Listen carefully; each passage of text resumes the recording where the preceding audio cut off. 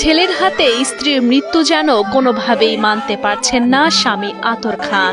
স্ত্রীর শোকে বিলাপ করে কাঁদছেন হতভাগা স্বামী।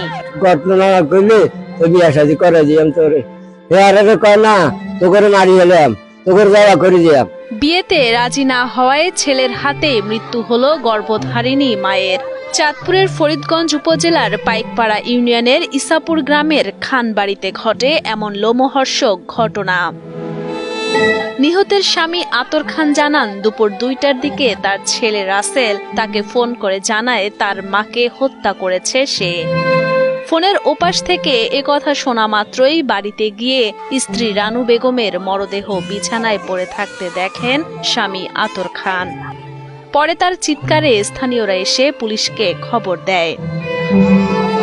এর আগেও ঘাতক রাসেল তার বাবা আতর খানকেও মারধর করেছেন বলে জানান স্বজনরা।